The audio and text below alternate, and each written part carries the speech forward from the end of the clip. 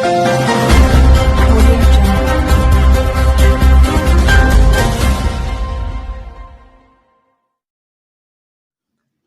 वालेकुम नाज़रीन, आपको हमारे शो मुल्क की बातचीत में खुशामदीद। आज हम इमरान ख़ान साहब के जो दावे हैं, जो कि वो वज़ीर आज़म होने से पहले के उनके दावे हैं, उस पर बात करेंगे कि इमरान ख़ान साहब ने पहले जो दावे किए थे और अब जो वो दावे धरे के धरे रह गए हैं, उस पर आपको कुछ रिपोर्ट भी आपको 2-3 दिखाएंगे, आपको क्लिप्स सुनाएंगे। लेकिन यहाँ पे बात करूँगा कि क्या ख़ान साहब को अपनी बार मुल्क के कवानीन याद आते हैं और दूसरों की बार वो कवानीन धरे के धरे रह जाते हैं। क्या ये मुल्क की सियासत और जमहूरियत है? बिल्कुल नहीं। तो आपको इमरान ख़ान साहब ने 2000 आई थिंक 2016 में या 15 में एक लॉन्ग मार्च किया था, जब 2016 में शायद, तो एग्जैक्ट डेट मुझे नहीं पता, लेकिन 2016 था, 17 था या 15 था, जब लॉन्ग मार्च किया था इमरान ख़ान साहब ने।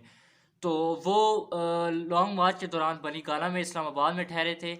उस वक्त ख़ान साहब ने एक कानूनी एक बात कही थी कि हाँ, उनके बंदे जो बनीगाला में आ रहे थे और बनीगाला में उनका एक गार्ड बना हुआ था उस वक्त, जब लॉन्ग मार्च हो रहा था, होने वाला था।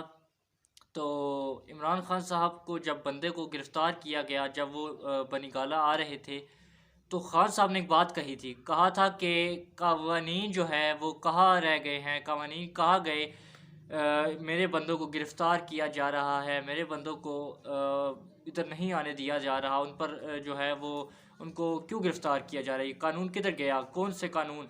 ख़ान साहब उस वक्त आपको कानून याद आ रहा था, लेकिन अब जब उस वक्त हुकूमत के सामने सरकारी मुलाजमीन धरना देते हैं, तो उस वक्त ख़ान साहब को कवानीन नहीं याद आते और उन पर लाठी चार्ज किया जाता है, उन पर शेलिंग की जाती है और उनको गिरफ़्तार किया जाता है।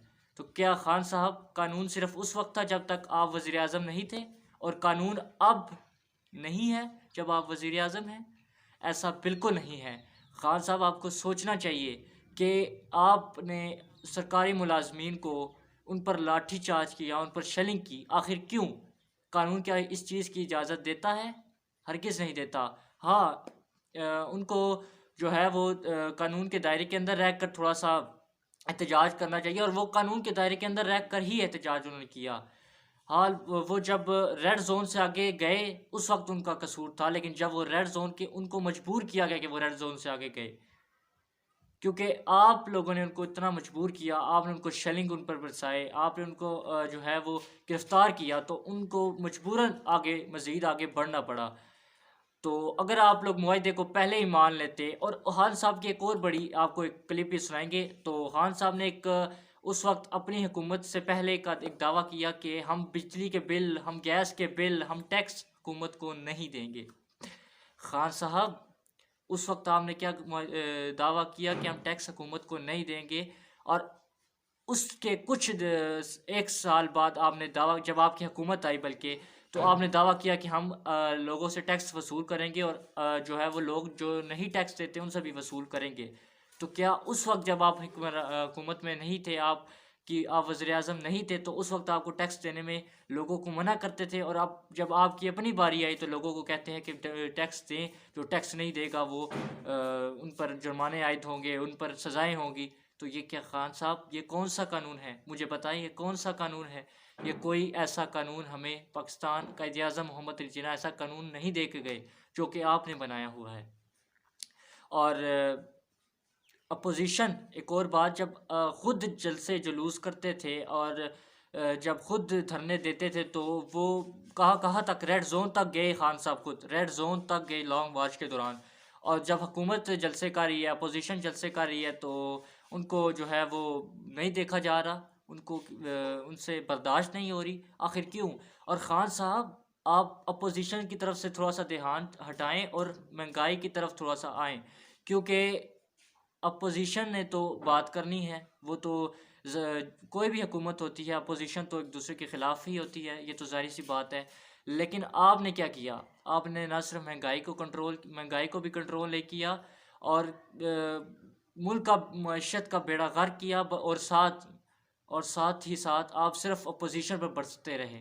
शुरू से लेकर अब तक आप सिर्फ और सिर्फ अपोजिशन पर बरस रहे हैं और महंगाई और मुल्की सूरत हाल की तरफ आपकी कोई तवज्जो नहीं है। आपका बस रोज़ की तकरीर और रोज़ की जो आपकी प्रेस कॉन्फ्रेंस होती है उस यही होती है कि आज ये हमने इसको पकड़ लिया, आज हमने इसको पकड़ लिया, आज हम इसको जो है नहीं छोड़ेंगे, इसको जेल के अंदर डाल देंगे। क्या ये सियासत है? क्या ये जमहूरियत है? क्या ये मदीने की रियासत है? खान साहब हरगिज़ नहीं। अगर आप मुल्क की तरफ तवज्जो दें और मुल्क को संवारने की तरफ आएँ तो आप मुल्क को संवार सकते हैं, लेकिन आपने 2 गुना मज़ीद कर्ज़े लिए और 2 गुना बढ़ के कर्ज़े लिए पिछली हुकूमतों से। पिछली हुकूमतों में तो कर्ज़े लिए या जो भी लिए आवाम के लिए बहुत रिलीफ था खान साहब, लेकिन इस बार तो बहुत बहुत तबाही निकल चुकी है मुल्क की, क्योंकि महंगाई, पेट्रोल की कीमत आसमान से बातें कर रही है और डॉलर की कीमत ज़िंदगी तारीख़ में पहली बार इतनी बढ़ी है। पेट्रोल, डीज़ल, गैस और बिजली के बिल देखें आप उठा के, आपने अपनी बार तो बिल फाड़ दिए थे कि हम ये बिल नहीं मारते और आग जला दी थी उनको। क्या खान साहब अब गरीब भी इसी तरह करेगा? क्योंकि सूरत हाल आपने ऐसी पैदा कर दी है कि गरीब के लिए तो वो बिजली का बिल जमा कराना इंतहाई मुश्किल है। तो खान साहब ये सोचें। ये आपको वीडियो क्लिप सुनाते हैं उसके, जो इमरान खान साहब ने पहले दावे किए थे अपने वज़ीर आज़म होने से पहले, तो आप ख़ुद ही अंदाज़ा लगा लें कि खान साहब ने क्या कहा था और अब वो क्या कर रहे हैं। मदीने की रियासत क्या इसे कहते हैं? आइए आपको। और इस टोले का सरदार नवाज शरीफ, जब तक हम इनको एहतसाब के कटहरे पे नहीं खड़ा करेंगे, आपका कोई मुस्तकबिल नहीं है। कोई भी मुल्क, किसी मुल्क ने तरक्की नहीं की जिसका लीडर क्या हो। और भी लेके जाओ, हाथ खड़े करके मैं तैयार है। माशाल्लाह, पाकिस्तान की डेवलपमेंट तो आप रोक रहे हैं, आपकी चोरी इस मुल्क की डेवलपमेंट तो रोक रही है। आपकी करप्शन की वजह से इन्वेस्टमेंट नहीं आती, सरमायाकारी नहीं होती, बेरोजगारी की इंतहा है, महंगाई की इंतहा है, बिजली की चोरी की इंतहा है, करप्शन की इंतहा है। जो पैसा आवाम पे खर्च होना होता है वो आप ऑरेंज ट्रेन जैसे मेगा प्रोजेक्ट बना के उसमें से पैसा निकाल के बाहर ले जाते हैं।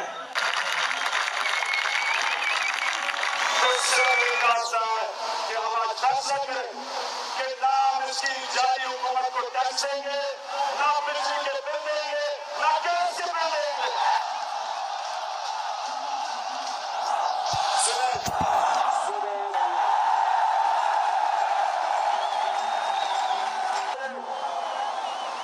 हर रोज आप इनको जो भी इनके साथ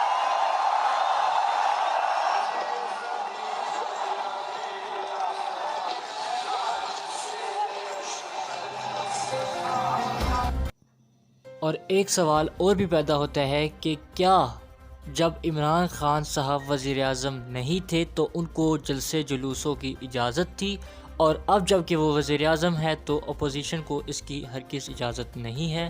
ये क्या हो सकता है? इस पर इमरान खान साहब ने क्या बयान दिए और अब वो क्या कह रहे हैं, आइए आपको सुनवाते हैं।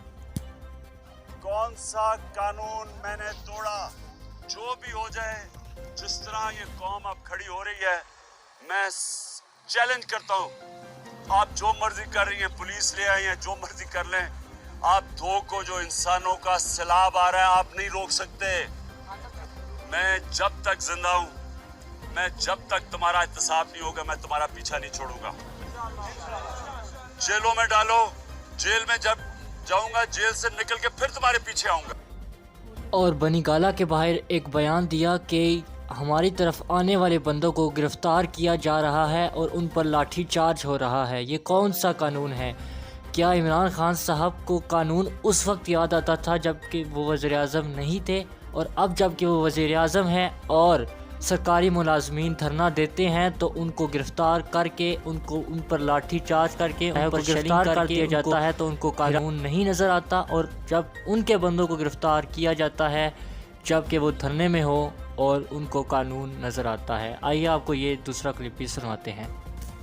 गैर कानूनी तौर पे ये सब कुछ किया है।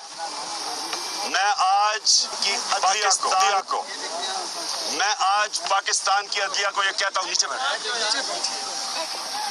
कि आपका ट्रायल हो रहा है, ये मेरा ट्रायल नहीं है। मैं वो पाकिस्तानी शहरी हूँ जिसका हक है पूछना एक जमहूरियत के अंदर कि प्राइम मिनिस्टर तुम अरबों रुपए की चोरी पे रंगे हाथ पकड़े गए हो, आप जवाब दें, आप इस कौम को जवाब दें, ये मेरा हक है, ये मेरा आइन मुझे हक। जो हुकूमत को हक नहीं देता वो ये जो कर रहे हैं, लोगों को पकड़ पकड़ के जेलों में डाल रहे हैं, जो आता है यहाँ उसको रोकते हैं, यहाँ कट ऑफ किया हुआ है हमें, यहाँ लोग वहां पहुंचने के लिए पहाड़ियों से पीछे चढ़ के आते हैं। मैं इनसे सवाल पूछता हूँ, कौन से कानून के तहत ये कर रहे हैं? जब इस्लामाबाद हाई कोर्ट ने हमें इजाजत दे दी थी, ये कौन होते हैं कि लोगों को पकड़े, कंटेनर लगाएं? ये तौहीन अदालत है। अदलिया से पूछता हूँ कि आपकी क्रेडिबिलिटी एट स्टेक है।